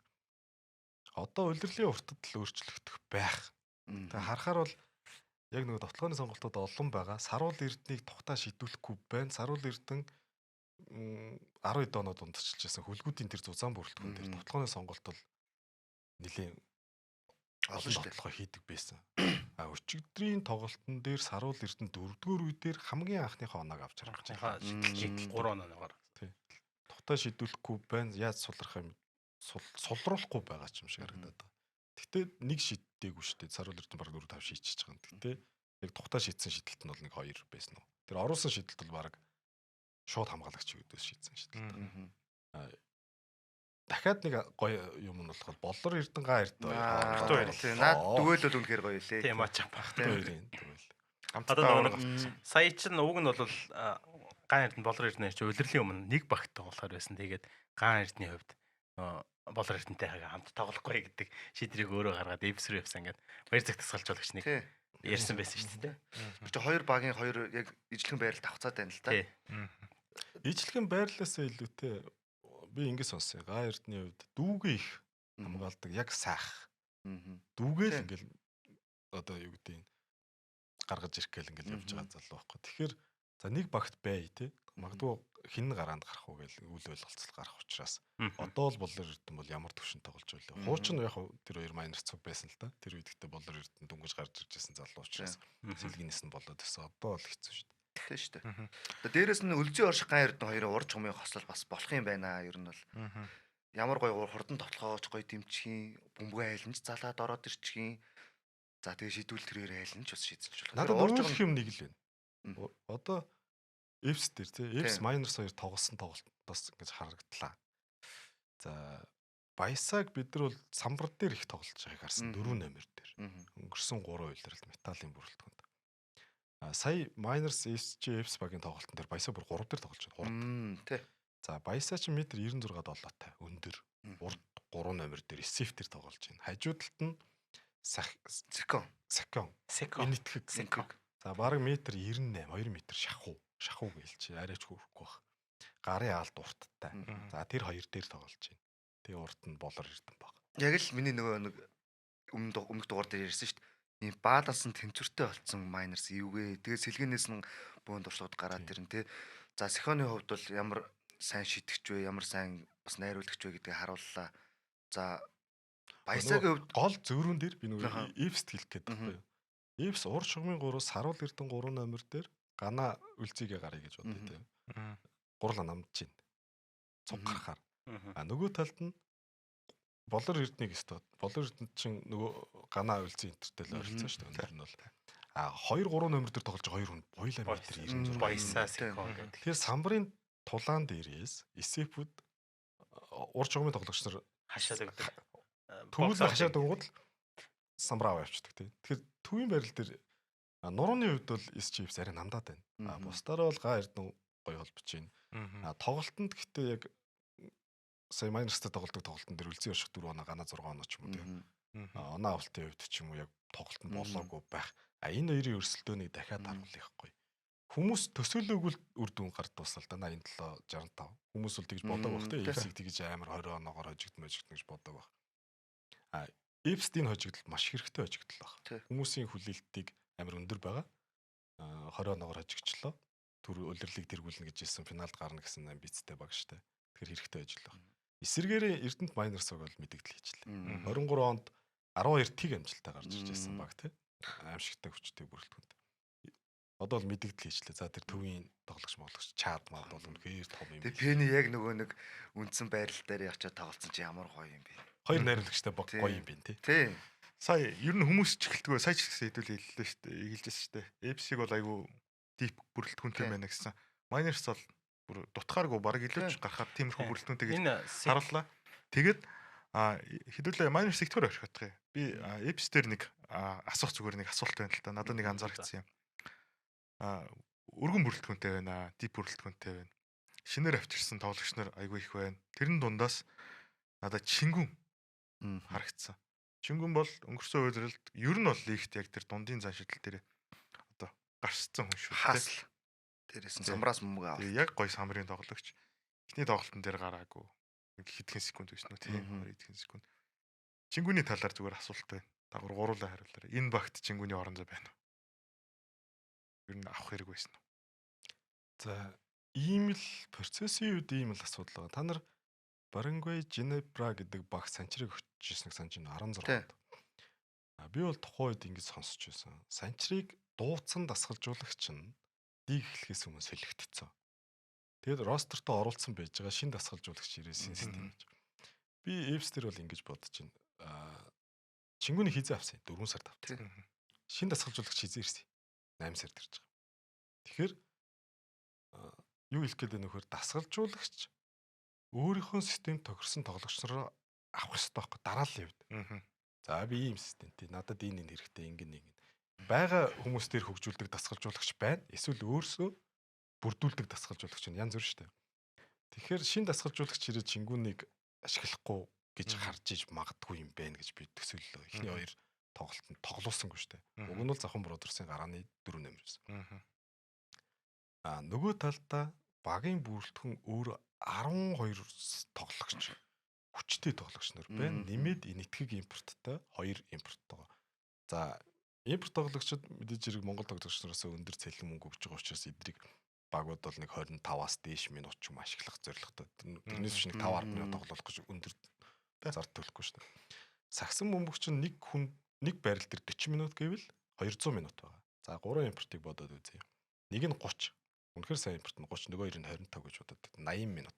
Үлдсэн 120 минутыг Монгол 12 тоглож байгаа. За эндээс гараанд байгаа одоо дөлгөөн бол Батара 25-аас дээш минут тоглох нь ойлгомжтой болчихлоо. За ингээд бодоод үзэхээр ганц Чингүнч биш, Эвс төр нэлээд олон тоглогч нар ер нь улирлын уртад цаашаа плей-офф эхлэхээр ер нь шахагдах нь магадлал өндөр болчихлоо.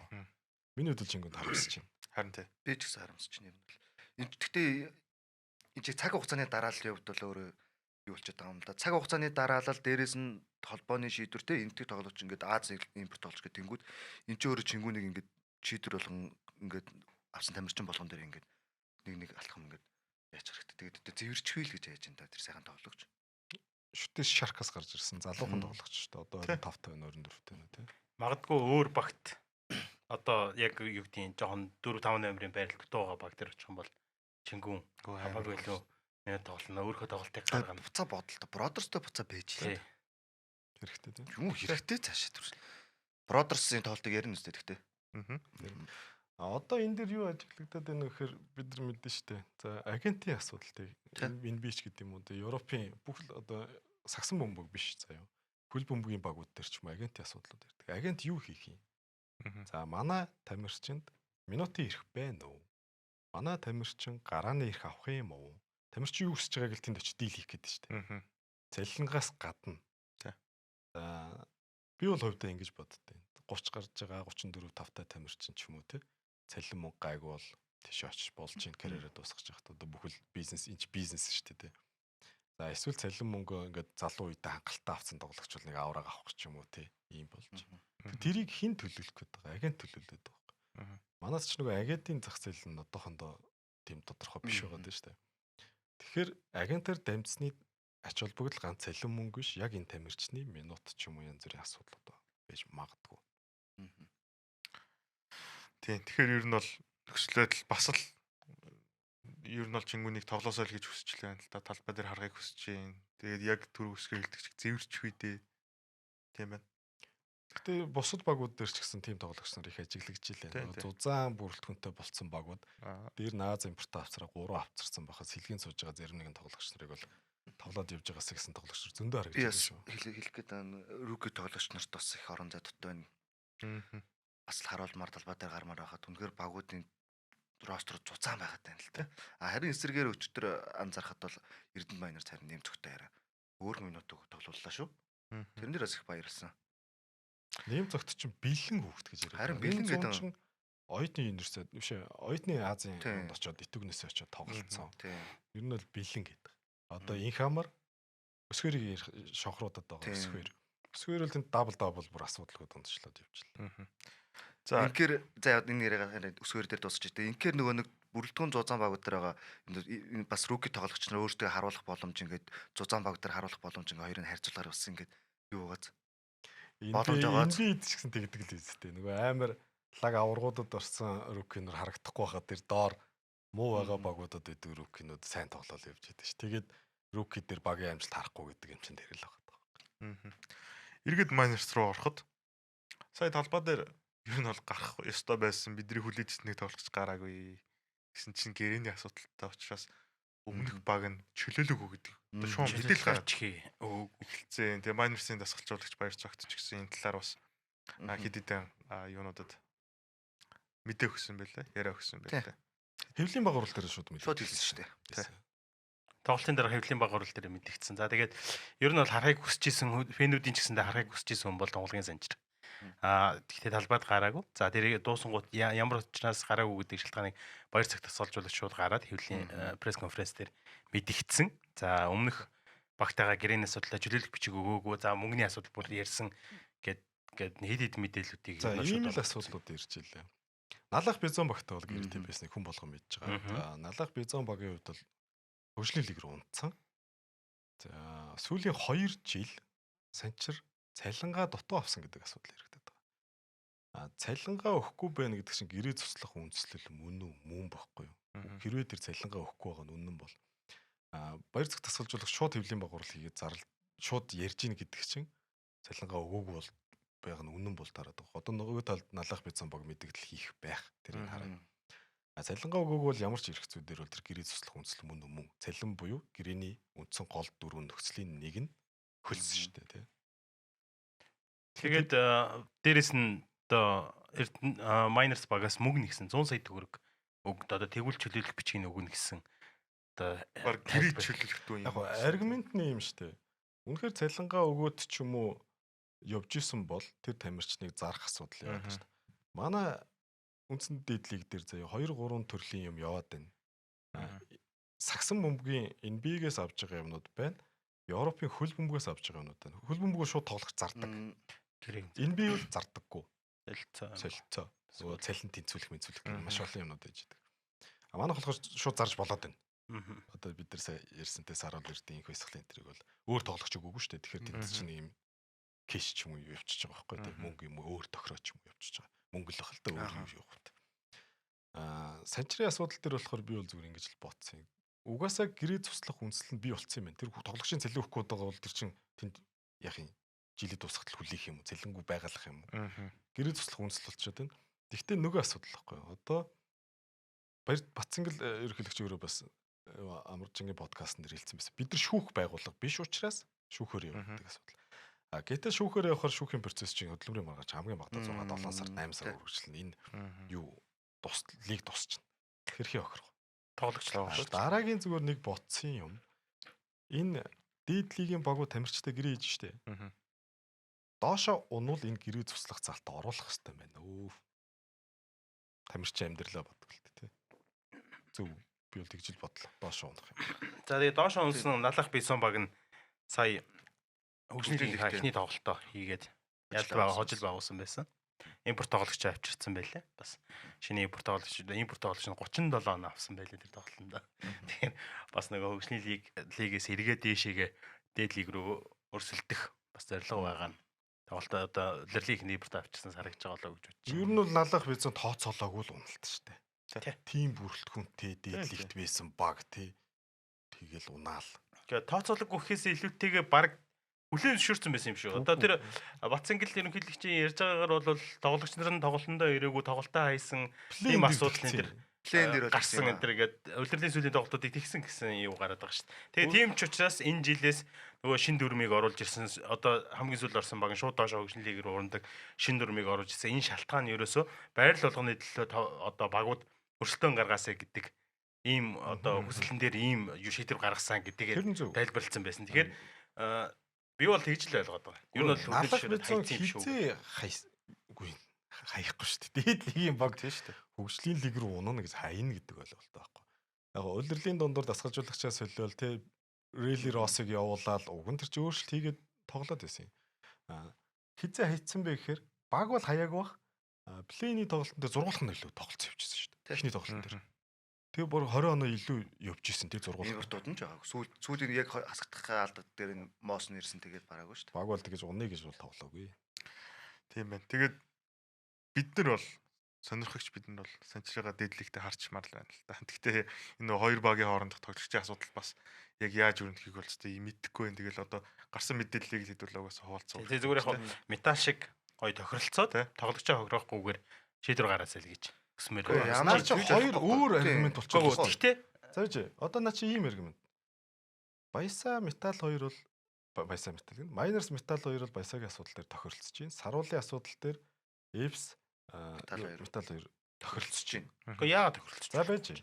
Нөгөө талд эн чин хэрвээ баяр цагт коучийн ярьж байгаа 100% үнэн бол тохиролцох ямар шаардлага байхгүйгээр зохицуулт хийх хэрэгтэй. Яагаад тэгэхээр би чамтай 3 жилийн гэрээ чи цалингаа өгөхгүй яваад байвал чи яах юм 3 жилээ дуусгачаад цалингаа авахгүй тэнд ажил хийгээл яваад байх юм. Энэ чи өөр юм яваад байгаа. Баясаа Саруул Эрдэнэ асуудал дээр тэр цалингийн асуудал юу ч яригдаг. Цалингаа өгсөн. Одоо харин гэрээтэй байж чи яах гээд байгаа юм бэ гэдэг нэг асуудал. Одоо санчрах дээр гэрээ бол байгаа үнэн гэрээ байгаа үнэн. Гэхдээ тэр гэрээ чинь хөдөлмөрийн гол дөрвөн нөхцөл нэг мөнгөө өгөхгүй яваад байвал цуслая л гэдэг юм яриад байгаа. Одоо би бол хамгийн түрүүнд бизоны мэдээллийг хармаар. Тий. Яг ямар юутай үнэхээр цалингаа өгөхгүй байгаа юм уу? Эсвэл би зүгээр бүр ингэж бодож байна. Хардах үнцэг гэж байдаг бол. Баг нь доошоо унсан да. Сүүлийн тоглолтын дээр нэрэ плейн дээр бол санчир тэлмийн дээр тоглоогүй шүү дээ. Тоглоогүй. Тэгэхээр тэр плейн дээр тоглоогүй гэдэг дээр нэг ийм юм байна уу? Базаа яаж байна. Тийм. Чи плейн дээр тоглох үүрэгтэй байж байгаа тоглоогүй. Тэгэхээр би чиний цалин өгөхгүй гэдэг ч юм уу мэдгүй. Тиймэрхүү юм яваад байна. Одоо бизоны мэдээллийг харъя. Тий. Гэхдээ цалингийн өгөхгүй байж байгаа шүү. Би одоо бас нэг сүүлийн 7-8 жил ингээл ажил болгох чиглэл явж байна л да. Цалин өгөхгүй байж шаардлага тавиад идэг бол айгүй тийм онцгүй л үйлдэл байхгүй юу? Цалин өгөхгүй байдаг бол одоо 90 100 юм хийх ёстой бол нэг 50 л хийн штэ. Цалин өгөхгүй үгүйсээ цалин өгөхгүй юм чи би ингэсгээл байж идэг. Хүндэн тааруулж ийн гэдэг шиг тий. Тэгэхээр энэ бол өөр аргумент. Би бол Баяр Цагт коуч ярьж байгаа 100% үнэн бол энэ бол гэрээгээ туслах үндэслэл болчихжээ. Бид нар төд удалгүй санчрыг харах бах гэж бодож байна. Нөгөө талд тэр өнгөрсөн улирлын төгсгөлийн асуудал бизонд бодож байгаа хэл гэж бодож байна. Тэгэхэд бол үнд бол санжир бэртэлтэй байсан л та. Тийм. Би бэртэлтэй байгаа үнийг тэгвэл тоглоогүй гэж шантажлах хэрэггүй. Цалингийн өгсөн бол гэрээнийхээ асуудлыг ярьж болж байна. Тэгвэл тэр баяа хавтч юм худалдаж байгаа. Одоо тэр тохиролцоод одоо айл талан те шүүх мүгээр явахгүй хүн шиг шийдвэр төрөөсэй л гэж ер нь бол тоглогч битээ хохироосоо гэдэг. Тоглогч битгээ хохироосэй л гэдэг. За лигт ер нь бол багуудны 2-2 3-3 тоглолт хийгээд явчлаа. Лигийг 2 тиг амжилтаар BCH Knights тэргүүлж байна. Тэгээд тэргүүлэхдээ 2 дахь тоглолтын дээр болохоор Шилэнг Бодносын тоглосон тий. Маш ойрхон тоглолт болоод дууссан. Ер нь бол. Бодносын эхлээ зүгээр нэг хальт ярих юм бол Бодносын хувьд 3-3-ийн нөгөө нэг одоо үндсэн рострын тоглогч нар нь бол харахаа орж ирэх болоогүй 12 сарын 1-ний хүртэл. Дөлгөн өмнө орж ирэх юм байл шүү. За. Мох. Мох бэртлэн идэгчүүл 12 сарын 1-ээс өмнө орж ирэх гэсэн мэт харсан. Мохч нь бэртэлтэй байгаа учраас нэг олон улсын тэмцээнд явахгүй байгаа. Гэхдээ ямар тач үндсэн бүрэлдэхүүн бол харах болоог байгаа. Тэгээд эхний хоёр тоглолтод хожигдчихлоо. Тэгсэн чинь Аз импорт авчирна гэдэг ер нь бол шуум гарч ирсэн. Авчирсан шүү дээ. Яг албасаар байгаа. Тийм. Яг албасаар зарлаагүй байгаа тий. Тий, албасаар баг нь зарлаагүй байгаа. Тэгээд ер нь бол энэ тгээс тоглогч авчирна гэдэг. Энэ тгийн тоглогчтойгоо тохиролцсон одоо тэр шоу мэдээллүүд нь яваад байгаа. Багийн эзэм бол хүлэн зөвшөөрсөн. Одоо авчрах гэж. Та хэд одоо би хэлчихсэн шүү дээ. Өмнөх тоон дээр Аз импорт авчрахгүй гээд 4 Аз импорт тендер гэлээсэн. Үгүй тэр чи бид нар ч хэлээг багийн эзэн өөрөө багийн эзэн шүү дээ. Өөрөө за тэгсэн за тэр нь явах вэ. За тэгээ ямар ч тач багийн эзэн гэж хүлэн зөвшөөрсөн. Энэ тгээс тоглогч авчир. Тэгсэн чи одоо манайхан ч одоо юм чимжтэй энэ тэгчүүд сакс тоглоно гэж байсан. Одоо секоник харалтаа. Крикет тоглолдог байсан, хөлн бүг тоглолдог байсан. Тэгээд сургуультай байхдаа 20 см өсөөд тэрийг дасгалжуулагч нарангуудаа сакс руу орооч гэж зөвлөд сакс руу орж исэн. Энэ тэгтээ бас од болж исэн. Тамирчин ингээ Монгол дээр яг Euro step хийгээ яваад. Одоо энэ юу шүү дээ? Apps байгаа. Тэгээд Miners-тойгоо хоёрын тэгч хоёулаа шиг их байх шүү дээ. Тэгээд царай мэрээ хоорондоо яасан ч төстэй яаж яхад. Үгүй Miners ялахгүй юм байл. Одоохондоо. Би бол багаар нь ялах юм бэлээ. Нэг нь урд шугамын тоглогч, нэг нь самрын байр. Тэгэхээр том жижиг. Нөгөө нэг тоглогч нар орж ирэх хүртлээ ерөөхдөө бид нар дутуу юм байна. Тэгэхээр Азийн дотор боломжоор ашиглажлаа юм л та. Одоо нөгөө эсхүүгийн хэлээд идэг үстэй. 12 сарын 1 болохоос өмнө бодосыг ингээд нөгөө хэд нь хожоод тахаар Аз импорт авцрахгүй гэж хэлсэн бол одоо нэг өөрөөр харж эхэлж шít бодод. Бидний энэ удирдлын ихний хожигдлууд бол их болох гээд байна. Тийм учраас удирдлын төгсөл нөө байрлал айгүй нэлээд яаж авах вэ гэдэг. Бодонс ч сая 2 өжигдөд 10 унчлаа шүү дээ. Тэгээ хүмүүсийн гадаар энэ бодонс нөгөө Касенсээ авчрах гэ плей-офф авчирсан эдгээр өөртөө плей-оффт орохгүй л яах юм бэ гэж наадам үзүүч явуулч юм уу ч юм уу. Тий. Бодонс бол зүгээр яаж ч утсан плей-оффт орно. Гэхдээ бас их сонирхолтой одоо дараагийн багуудыг ярихаар өрсөлдөө их болж байгааг харчлаа. Энэ шаардлагагүй хожигдлуудыг авахгүй тулд Аз импортоо авцрыг гэдэг дүгнэлт хийж байгаа шиг байна. Монголын бэртлийг бас харж байгаа шиг байна. Яг Предрийг тасалжуулагчийн хувьд бол сая өнгөрсөн 2 тоглолтын хэдүүлээ үзлээ те. Үнэхээр багийн ростеруудад бүгдийг нь ашиглаж чичээж байна. Талбай дээр хэн болж ийн болохгүй байна те. Рукигэж гаргаж үзэж ийн, галдаагч гаргаж үзлээ. За сая дүнгийн цаг нэгэн төгөлдрөө хүртэл минут өгж үзлээ. Тэгээд ингээд харахаар нэг юм ивэ болох гол үзээд байна л да яг одоо. Бас бодсон чинь нэгдсэн бас ямар олон шин тоглогчтой байгаа юм бэ? Үндсэн тоглогчдоос нь гадна. Хэдүүлээ баг дугаар болгон дээр л бодносыг л яриа. Тэгээ харахаар бас нэг ивэ болох хугацаа хэрэгтэй байгаад байгаа нөө гэж анзаарсан. Сайн тоглосон. Эхний хоёр тоглолтод бол яг сүүлийн мөчтөл хожигдлоо шүү дээ. За хүснэгтийг PlayStation Knights тэргүүлж байгаа хоёртыг. Гэхдээ энэ багт ярих зүйл ер нь их байгаа учраас хэдүүлээ дараагийн дугаар дээр бас илүү гоё задлаад ярья. За эмэгтэй тоглолтууд бас яг хажуугаар нь өрнөд явж байгаа. Тэгээд эмэгтэй тоглолтууд дээр Алтоод, Улаанбаатар Amazons, Сэтгүүг Ирвсүүд, Аравт гэсэн багууд ерхий ээлж тоочлуудаа аваад явсан байна. Тэгээд сагсан дээр бас нэг үлдсэн ярих сэдэн байна болохоор хасын хөлгүүд баг East Asia Super League дээр ихний тоглолтоо Alvark Tokyo багтаа хийгээд хожил байгуулсан. Энэ чинь бас тэгэл дахиад түүх болчих шүү дээ. Мандах нөгөөдгөө хэлээч нэ 3 хот дараалан ялд байгуулсан гэдэг. Хүмүүс жоохон шүүмжлэлтэй хандаад байна хасын хөлгүүд дээр. Юу гэж шүүмжлэлтэй хандаж чинь вэхээр хуваар дээр. 3 тоглолцоо. Дээр нь East Asian Super League тоглолцоо 4 тоглолцоо. Тэгэхээр зарим нь ягаад ингэ нэг тоглоод байгаа юм бэ гэдэг ийм асуудал. Гэхдээ энэ чинь холбоо маш олон юмнуудын өвчин зүйлүүдийг харж байгаа хуваар гаргаж байгаа. За minor сая жишээ нь ягаад ихний тоглолтоо сая хийж ийн гэхээр улирлын өмнөх бэлтгэлийг хятадд хийгээ 39 сарын 30-нд ирсэн баг юу гэдэл 1-2 тавих удаа тавихгүй юм чинь хошоо тавьж байгаа бах. Тэгээд хаврын BCL мэл гэл маш олон юмнуудыг харж байгаа л тавьж байгаа. Тэгэхээр хуваар дээр бол манай одоо фэнүүд зөвөр ойлгоорой. Энэ маш олон өвчин зүйлүүдийг харж байгаа бах. Нэг гоё ажиглагдсан юм байла. Хизээ Монголын лиг дээр ингээл аялын тоглолтууд ийм их вэстэй. Яг хөлгүүд ихний тоглолтод ажигдсан. Окей. Нийлт метал нийлтийн тоглолт. Араас нь Дарханд очиж хожоод, Токиод очиж хожоод, Улаанбаатарт ирээд ажиллаа. Энд 3 аялын тоглолт. Нэг нь яг Улаанбаатартай л та. Гэхдээ нөгөө явж ирсэн гэдэг утгаараа 3 хот дараалаад хожоод ирж байна тий. Гоё юм. За East Asian Super League гэдэг одоо энэ лигийн талаар бас хүмүүстэй дэлгэрэнгүй мэдээлэл өгье. За Alvark Tokyo гэдэг баг бол Японы B лигийн. За манай нэг юм буруу ойлголт байгаа. B лиг гэхээр энэ Японы доод лиг юм байна гэсэн ойлголт байгаа. Энэ Японы Japan Basketball League буюу манай Монголын хөрөл одоо тухайн улсын дээд лиг юм. Тэнгүүт одоо дээр нь A лиг байгаа гэж ойлгоод байгаа. Гэхдээ Японд бол B лиг дотроо B лиг, B1, B2 гэдэг B3 гэдэг ийм лигүүдтэй. За энэ Японы дээд лигийн баг. За өнгөрсөн үеэрл 42-16 гэдэг амжилттайгаар улирлаа өндөрлүүлсэн. За харамсалтай нь плей-оффын шатанда эхний шатанда хожигдсон баг байлээ. За доторх нөгөө цомын тэмцээн гэж яриад. Манай монголынхоор бол одоо цомын тэмцээн Emperor's Cup гэдэг. Тэр нөгөө нэг юу вэ? Эзэн хааны цомын тэмцээн. Эзэн хааны цомын тэмцээн дээ. Финал одоо яг финал болсон. Төрүүлэг хожигдсон юм билээ. Тийм үү. Тий. Хожигд тэр финал шалгарснараа одоо энэ East Asian Super League эрхийг авсан. Тэндээсээ. За тэр цомын тэмцээн өнгөрсөн жил анх удаага зохион байгуулагдсан тэмцээн байлаа шүү. За тэгээ энэ жил анх удаага яг энэ East Asian Super League-т орж байгаа юм баг байлаа. За Зак Баринский гэдэг одоо Японы өөрх нь тоглогч байгаа. Энэ бол одоо 15 онд яг сагсан мөнгө карьер эхлүүлсэн тоглогч. 15 оноос хойш Alvark Tokyo багтаа тоглож байгаа. 10 жилийн турш тоглож байгаа. За тэрнээс Монголын бэлгүй юм биш үү? Тий. За тэгээд 2 импорт тоглогч байгаа. Тэр нь болохоор Америк гаралтай, Евролиг тоглож байсан 2 импорт тоглогчтой. За ийм Alvark Tokyo гэдэг баг. Тэгээд тоглосон. За тэгээд бас энэ дэр нэг сонирхолтой мэдээлэл манай Монголын сум очт очиж үзсэн байлээ. За хоошро Бямсрын тэргүүтээ Монгол сум очт тоглолтыг үзсэн. За тэр тоглолтын уур амьсгал, ордны уур амьсгал үнэхээр гоё. Японочдын бас тэр нэг юмд хандах хандлага тэр тэндээс харж би тоглолтыг бүтэн үзсэн. Тэгээд харж ахт бол бас их гоё байлаа. Тэгээд ордон дүүрэн үзэгчтэй. Тэгээд сумочд нь ирээд үзсэн. Токиогийнхаа багийг дэмжиж байгаа. Тэгээд эсрэг багтагаа тэр хөндлөл үзүүлж байгаа. Тэр үнэхээр гоё байсан. Тэгээд монголчууд бас японочдод ямар их хайртай сумуугаар нь дамжуулаад энэ спортын салбарыг мэддэг гэдгийг нь бол эндээс харагдчихлээ. Тэгээ их гоё санагдсан. Тэгээ тоглолтын шилдгээр яам илэр шалгарсан. Харин хэдүүлээ одоо нэг шинэ нэр өгчөд байгаа шүү дээ. Чулуунаа гэдэг шиг. Одгийн маань бас дабл гүйцэтгсэн. Тэгээ Монгол хожигчнаас Азаа бас айгуу сайн тоглолт гаргасан. Азаа бүр Азаа амар тоглолт болсон билээ.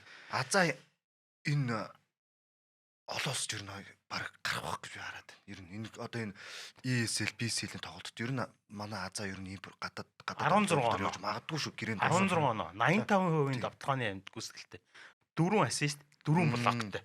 Тэр хаалтуудад Би бүр үзчихээд 6 самбартай. Японод Азагийн өдөөс ингэдэггүй юм да. Ингэдэггүй штэ. За тэр Барсагийн бас нөгөө бөмбөг тасалт бол Амар. тэгээ шахс урш шахсан хамгаалалттай үнэхээр гоё. Тэгээд яам илэр чинь олон улсын тавцсан тэр ихэр яад ингэдэг нэг юм алуурч болоо гараад ирд юм. Яа тийм бүр тэр нэг оноо авалт маавалт тэр Евролиг тоглож байсан учраас Азийн лиг бол нөхөрт бол санаа багтаж байгаа шүү дээ. Үнэхээр өөр төвшөнд тоглосон. Тэгээд одоо Японы тэр Албарк Токио багч нь 2 Евролиг тоглож байсан. 2 тоглож байгаа шүү дээ. 2 импорт нь.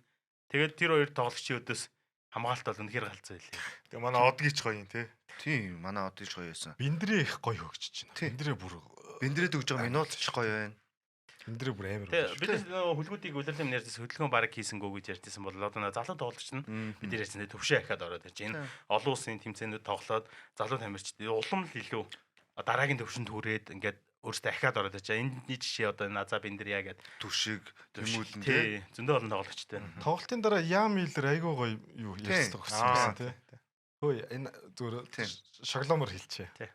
Хөө энэ Азийнхаа энэ Монголын сагсан бөмбөгийг анхаараа. Шал өөр төвшөнд очисон шүү. Эйгүү гараад байгаа тий. Та нар бидний нэг л дотоо үнэлээд байна даа гэдэг хэлээ тий. Ер нь дандаа л дотоо үнэлээд байгаа. BCL дээр ч дотоо үнэлж ийсэн. Сая ECL дээр ч гэсэн дотоо үнэлээ л. Нэг бодлын тэр нөгөө багт дарамтгүй байна. За хөлгүүдийн дараагийн 2 тоглолт болохоор М банк яриана. Монголд болно. Яг 11 сарын 1-нд 11 сарын 5-нд гэсэн 2 тоглолт нь Монголд болох 2 тоглолт байгаа. За би нөгөө нэг эсрэг багуудын одоо манай баг чинь C бүсд байгаа. C хэсэгт байгаа. C хэсэгт байгаа бусад нөгөө 2 багийн. За сая Албарк Токиод бол ингээд тоглолцож байгаа.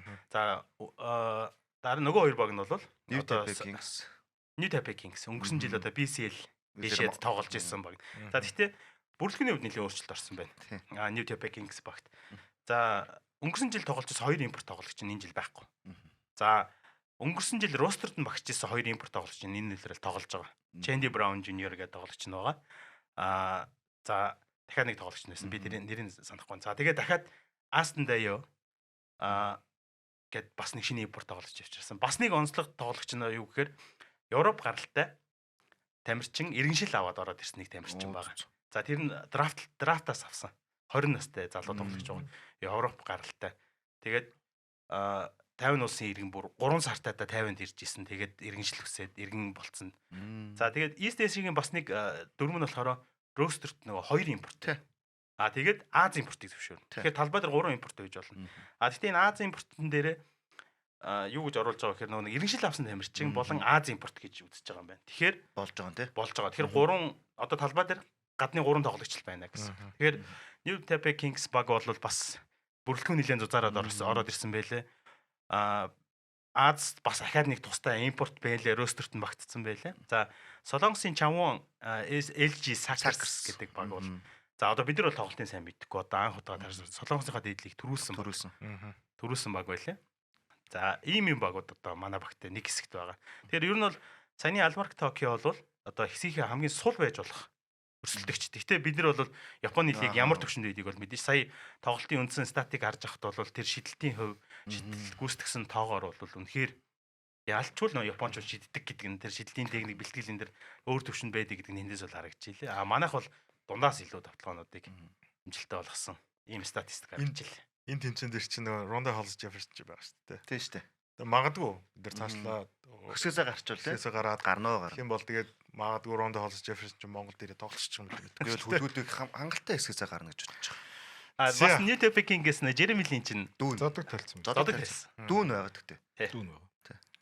Sakers ч өөрөө бас Японыхоо дээдлэгийн авраг Солонгос юм. Солонгосоо дээдлэгийн KBL-ийн авраг тэр чинь бас амар түүхтэй баг юм байл шүү дээ. Бас одоо Монголоор болох Монголынхаа биш Солонгосын хасын үлгүүдгээл болж болох юм байл ер нь маш олон жил өндөр түвшинд төсөлдөж байгаа. Тэгээд энэ East Asian Super League чинь 3 дахь улирал гэж явж байна. Яг одоо энэ нэршлээ аваад 3 дахь улирал юм байна. Өмнө нь болохоор Азийн клубүүдийн лиг гэдэг нэртэй байж агаад ковид үеэр энэ завсарлаад тэгээ эргээд сая одоо 3 дахь улирал нь одоо энэ жилийг эхэлж байгаа. New Taipei Kings багийн хувьд болохоор 3 дугаар байранд өмнө шалгаа. Өнгөрсөн улирал 3 дугаар байранд шалгарч. Jeremy Lin-тэй байх та. Тийм, Jeremy Lin-тэй байх та 3 дугаар байранд шалгарч ирсэн юм баг үлээ. Sakers-ийн хувьд ч гэсэн ялгаагүй. Ялгаагүй биш. Энэ жил анх удаа их авч орж байгаа. Нөгөө KBL-ийнхаа түүхэнд бас анхныхаа одоо их авч орж байгаа. Ийм баг үлээ шүү. Энэ ч өөрөө FIBA-гаас зохион байгуулагдаж байгаа биш. Энэ чинь тусдаа одоо Бизнес лиг гэж одоо нэрлэдэг. Тэгтээ маш өндөр чансаатай багууд орж ирж байгаа. Манай асуул гэдэг нь дараагийн тоглолтуудаас амжилт өгсөн үнэхээр гайхалтай байлаа. Монголда бүгдээр Эмбакаринадаа үзэж дэмжсэн. Дүүрнэ. Дүүргээл эсрэг багийн бүглэдэл эхлээл очиж шүү дээ манай багт. Бас тэр ордын шүг амар тийм ингээл нүрглээл ороод ирэхээр яа. Шгшээгийн тоглолт. Тэр ялангуяа нөгөө нэг шгшээгийн тоглолтууд амар тий. Яа. За. Дугуй болгоны төгсгөлд хэрвээ гэдэг булан байгаа. Энэ булангаараа та хэдээс ерөөдөө асуултууд асуунаа. Энгийн ер нь бол үзэж бодлоо те. Бид гураас ч ер нь бас үзэгч ч гэсэн энэ асуултанд бас хариулал гоё те. Тэгээ хариулаад гоё яваараа бичдэг шигэ. За 2025-аас 26 оны үеэрэлд та хэдийн бодлоор хоёр тоглогч яг MVP-гийн өрсөлдөөнд ширүү өрсөлдөнө гэж нэрлэеч.